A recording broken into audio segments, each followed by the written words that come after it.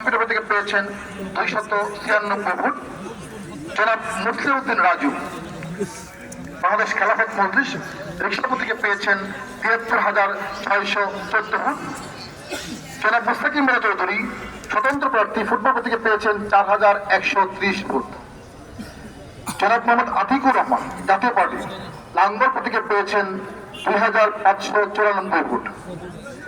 জনাব মোহাম্মদ আব্দুল মালিক বাংলাদেশ জাতীয় দল বিএনপি বাংলাদেশ থেকে পেয়েছেন 1,14,255 ভোট। রেজানুল হক চৌধুরী ইসলামী আন্দোলন বাংলাদেশ হাটপাড়া থেকে পেয়েছেন 1,370 ভোট। মোট বৈধ ভোটের সংখ্যা 1,96,259। বাতিলকৃত ভোটের সংখ্যা 4,491। সর্বপ্রদত্ত ভোটের সংখ্যা 2,07,750। প্রদত্ত ভোটের শতকরা হার 48.26%।